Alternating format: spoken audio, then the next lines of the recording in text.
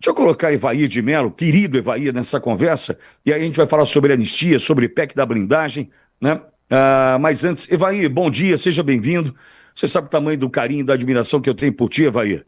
Coloquei há pouco a fala do Barroso já num chororô danado com relação às sanções que virão para esses ministros do Supremo depois da decisão de condenar Bolsonaro, né, e outros ali na semana passada. Mas ele diz que ó, uma fagulha divina, que não tem censura, que não existe remoção de conteúdo. Em que planeta vive Barroso, Evair? Bom dia. Bom dia, Emílio. Eu sou só mostrar para você aqui para mostrar a prova. Vou mostrar aqui porque eu retirei das minhas redes sociais, até porque eu já tinha cumprido a missão. O irmão do Flávio Dino, para quem tem algum tipo de dúvida, deu um despacho na justiça em favorecimento de pessoas investigadas na CPMI do INSS. O deputado Kim Kataguiri, então, apresentou aqui na CPMI um requerimento de convocação do irmão do Flávio Dino. E eu, imediatamente, diante do documento, está aqui, não sei se você consegue ver aí na sua tela, aí, uma postagem que fiz dizendo que bomba em Brasília, irmão de Dino na mira da CPMI dos roubos dos aposentados. Olha, o que os ministros do STF fizeram pessoalmente essa semana de assédio moral em cima de mim por causa dessa postagem, fica comprovado realmente essa ditadura da toga do silêncio, essa mordaça que querem botar na boca de todos nós. Então, se você vive o seu drama, e eu estou dando um depoimento pessoal, envolveram inúmeras pessoas aqui na Câmara, porque, enfim, diz que essa postagem minha tinha feito um estrago na imagem do Dino lá no Maranhão, que ela não repercutia bem. Enfim, isso mostra que tem censura sim, e o STF usa a toga, usa a tinta na caneta que tem para assediar as pessoas, para dar pressão moral. Porque daqui a pouco eles abrem um processo contra mim por uma fala, por um discurso, por uma opinião, por uma postagem, e naturalmente a minha vida, recentemente vazou uma lista de algumas pessoas que eles tinham feito aí um peito fino. E o meu nome estava lá. Evair de Mello, deputado federal do Espírito Santo. Aí quando estava lá, achar sujeiras. Era a orientação que tinham. Graças a Deus, reviraram a minha vida, nem multa de trânsito encontraram. Portanto, eu tenho tranquilidade para poder falar e poder fazer minhas coisas. Mas é uma comprovação, se alguém tem tipo de dúvida, ontem eu vivi isso aqui na casa, por isso que nós temos que fazer esse enfrentamento. E claro, nós estamos enfrentando o STF, não tem jeito, é um poder, tem que enfrentar o outro. É pesos e contrapesos. E é claro, aí se junta a outros veículos de comunicação e fazem uma mentirada, na verdade, e eles não querem perder poder. E agora começam também uma série em cima dos candidatos a senadores dos seus estados, porque eles, em hipótese alguma, querem ser questionados. Isso é uma das vergonhas da República. Mas, enfim, nós estamos aqui com as nossas forças e limitações na nossa luta do dia a dia. Evair, há pouco eu fiz uma fala sobre a PEC da blindagem, e aí o pessoal, ô Pitori, não acredito, pô, o Pitori está defendendo o voto secreto, e eu disse o seguinte, é a arma que nós temos agora, e precisamos defender para que os parlamentares tenham a liberdade para justamente fugir dessa pressão que você acabou de mencionar. Então nós estamos Emílio, aqui, infelizmente, entendendo que é um remédio para esse momento, não em função do que o Congresso vive, mas em função do que o Supremo faz. Emílio, ninguém toma o remédio que gosta. Aliás, ninguém toma remédio porque gosta. Você toma remédio porque é necessário. Ainda mais se for uma injeção, ainda mais se for um remédio amargo. Esse não é o melhor remédio que o Brasil gostaria de ter para fazer o enfrentamento, mas vou dizer assim, é uma dose de um medicamento necessário que vai trazer até sequelas, ele possivelmente vai trazer algum dano, mas nesse momento, para interromper esse mal, esse câncer que está nos atacando, né, é um tiro de canhão para que possamos estancar. Como é que o eleitor participa disso? Nas urnas de 2026. Então tem que escolher bem os seus candidatos, porque os seus candidatos eles estarão empoderados estarão com proteção para fazer o enfrentamento futuro do que tem que ser feito. Então não por isso levar a eleição um pouco mais a sério. O remédio é amargo, não é o remédio que nós gostaríamos, mas nós estamos expostos hoje, o mundo está vendo isso, completamente, tudo que se faz aqui, e não é só na parte política. Olha o que fizeram com o IOF, a própria anistia, as ameaças agora. Quem acompanhou o Supremo, o julgamento do Jair Bolsonaro no Supremo, viu as ameaças que eles fazem a todo instante de redes sociais, de votar anistia, de votar temas polêmicos aqui na casa, porque aí o PSOL e o PCdoB hoje manda mais no Supremo do que qualquer outra instituição. Portanto, a gente sabe, a gente tem consciência, tem um ônus a pagar. Agora, nós estamos pactuando isso com nossos eleitores. Vão ter eleição em 26, e aí é preciso, enfim, não é Alice, não é o mundo das maravilhas, mas é o cenário possível. Nós precisamos de colocar um freio, e não é só de mim, não. Faça uma entrevista, Wagner, se alguém quiser falar, com os prefeitos do Brasil inteiro, para você ver o que eles estão passando com o Ministério Público. O Ministério Público acha que ganhou a eleição, que pode ditar eleições municipais, pode se meter no dia a dia da vida do município. Tudo o Ministério Público ele acha que ele manda na cidade, que tem esse poder na cidade. Também o Ministério Público precisa ser questionado lá nos municípios. E a gente passa desapercebido, a população esquece disso. Eles interferem com portaria de eventos, se interferem. Essa semana, não vou citar a cidade para não expor o prefeito, Vitória, para você ver o absurdo.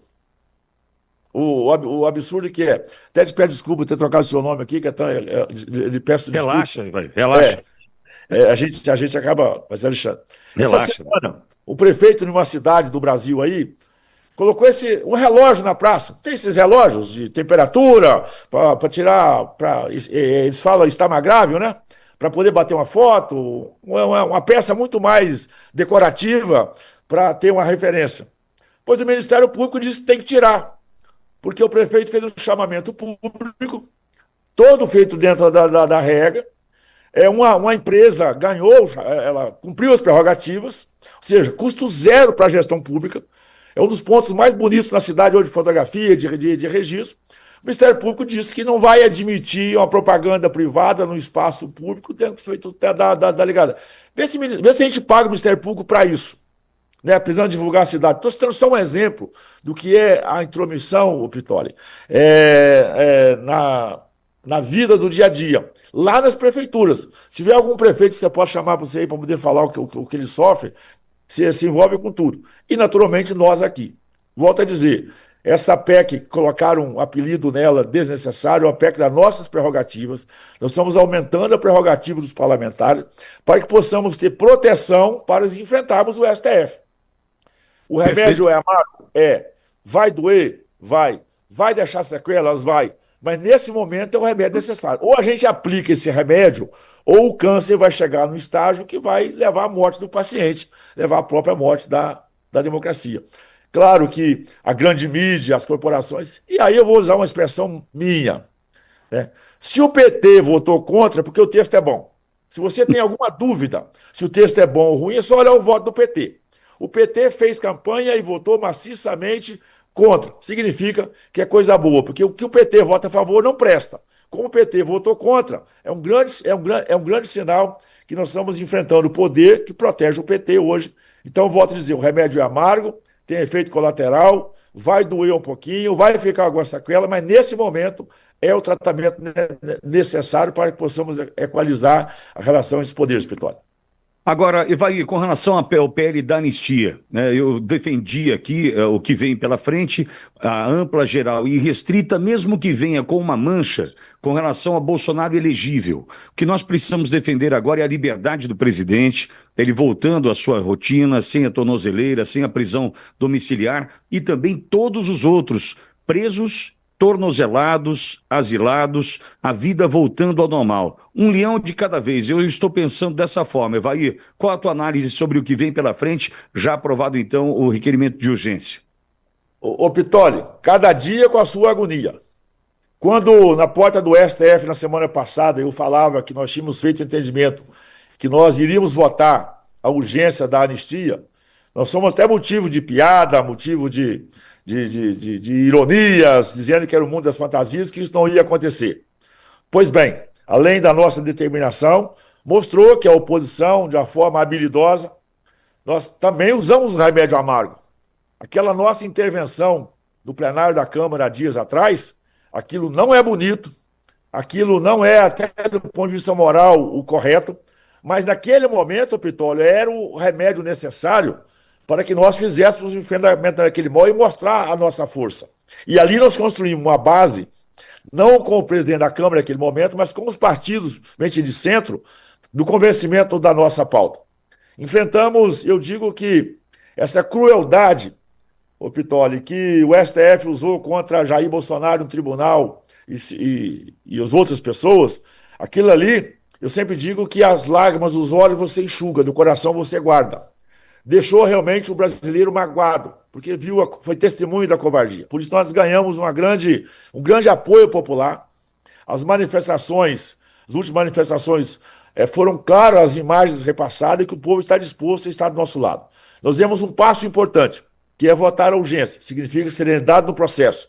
Ela sai da tramitação das comissões e vem direto ao plenário. Então, essa agonia já está superada, já está aprovada. Agora, a expectativa nas próximas horas para que o presidente Hugo Mota possa nomear o relator. Tem muitas especulações aqui na casa, mas eu vou aguardar a fala oficial do Hugo Mota para, a partir daí, o nosso sonho, nós estamos trabalhando para uma anistia ampla, geral e restrita, inclusive devolvendo o direito político a Jair Bolsonaro. E é isso que nós vamos para a mesa brigar por isso. E, naturalmente, vamos avançar. Não tem a princípio, nenhuma orientação do que vai ceder, do que não vai ceder. Nós vamos para a mesa com isso. E vamos iniciar o debate e, acima de tudo, vamos contar voto. E aí uma coisa importante, que a experiência aqui na casa ajuda. 311 votos, a gente chama que é voto de PEC, que é 308. Portanto, nós mostramos uma votação inquestionável. Quando é votação acima do mínimo, um voto, se é 257, se é 260, 270 votos, você fica naquela margem de 1-0 sofrido. Não, 311 é goleada, é voto de PEC. Portanto, nós mostramos que, além de ter voto para aprovar um texto da anistia, se necessário for, até fazemos uma PEC para esse tema, porque quando abriu o painel, a verdade apareceu. Então, assim, mostra que mesmo a minoria orgânica, a oposição orgânica, em tese, ser minoria, mas nós conseguimos convencimento, apoio popular, né, para fazer esse convencimento, e temos uma votação estupenda ontem, que foi os 311 votos de painel. E aí, dizer assim, algumas coisas, a gente fica questionando muito a anistia, e eu vejo as pessoas baterem, às vezes ficar batendo muito, né? Mas nós temos que lembrar que a anistia, ela faz parte da história da humanidade. A humanidade, as grandes guerras, os grandes conflitos mundiais, sem anistia não tem pacificação. Portanto, ela já mostrou que ela é um ativo importante para restabelecer um acordo de procedimentos para procedimentos futuros, né? Cícero fez isso na Roma Antiga. Ele dizia que nada é mais glorioso do que esquecer as ofensas recebidas e perdoar. Esse é um gesto. O Brasil precisa ter essa compreensão. Abraham Lincoln, diante da guerra civil instalada nos Estados Unidos, vou ler, ele disse aqui, com malícia contra ninguém, com a caridade para todos. Pois é, ele sabia que não havia futuro sem esse ato supremo. Não vou nem dizer Mandela, que depois, o Mandela não pode ser confundido com o esquerdo, o Mandela, ele tem lá a sua história de vida, porque ele tinha uma luta por uma causa nobre. Quando ele sai e assume a presidência, a primeira coisa que ele faz também é pacificar o país. Pernambuco, para nós, é uma referência importante, Pitólio. Você conhece Recife? Não sei se você conhece Recife. Sim. E o estado de Pernambuco sempre foi muito atuante nos debates políticos nacionais. Mas precisamos de lembrar que Dom Pedro II também concedeu anistia aos pernambucanos quando da Revolução Praieira, para pacificar Pernambuco. Então, sem contar 79, que entrou Miguel Arraes. Mas voltando na história, também teve um rompimento institucional e Dom Pedro II, com muita habilidade que foi, também fez essa anistia para poder pacificar lá a Revolução Praieira e reunificar o país. E a de 79, muitos de nós, a gente sabe um pouco mais, todo o Brasil chegou a esse amadurecimento, não temos nenhum tipo de arrependimento, era necessário para pacificar o país, o tanto que depois, na sequência, veio aí a nossa redemocratização, podendo fazer esse debate, inclusive. Então, a anistia não é fato estranho, não é jabuti, não é inventado, e a humanidade já nos mostrou que nos grandes conflitos mundiais, nos grandes momentos de crise, só uma anistia, que é o perdão, né? Acho que não tem gesto mais nobre do que perdão. Aqueles que cometeram equívoco reconheçam os seus erros, peçam perdão dos seus pecados, mas a vida tem que continuar, porque aquilo não é um fato isolado. Os atos que aconteceram, aquilo é uma combinação de fatores, de angústia, de depressão, de medo,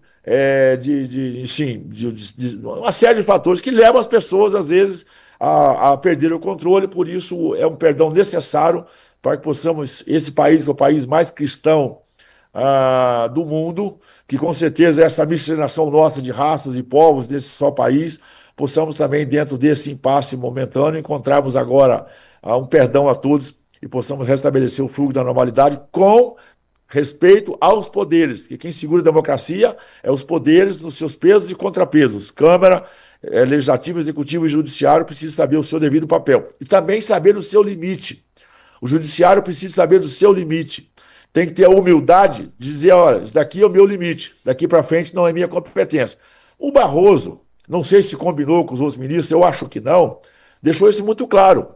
Ele disse, anistia, quem trata disso é a política, não é o judiciário. O judiciário não tem poder para dar anistia a ninguém. Quem dá anistia ela é uma ferramenta da política. Portanto, nós vamos usar essa ferramenta e estou muito confiante na aprovação de um texto que vai realmente pacificar o país, porque vai trazer segurança aos investidores, aos empreendedores, aos trabalhadores do nosso país, porque temos causas para poder cuidar, como inflação, né, como o risco fiscal no país a cada dia mais, os juros subindo a cada dia mais, essa teimosia do governo brasileiro não negociar com os Estados Unidos está ficando muito caro para nós, e o Trump já disse, me liga, vamos sentar para negociar.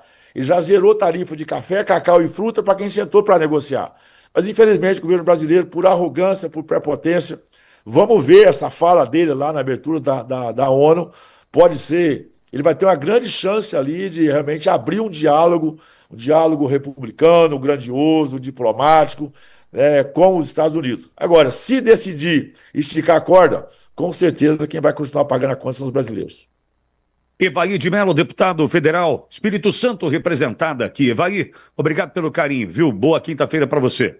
Alexandre Pretório, parabéns pelo seu trabalho, que Deus lhe abençoe. Resiliência, amigo, e muita proteção divina para que você possa continuar com seus princípios, seus valores, e a Ouro Verde continuar cumprindo esse papel brilhante que faz, da transparência, com a verdade, conversando com os brasileiros que levantam cedo, trabalham e produzem, que honra Deus, a família e o nosso país. Grande abraço, vai vendo, Brasil!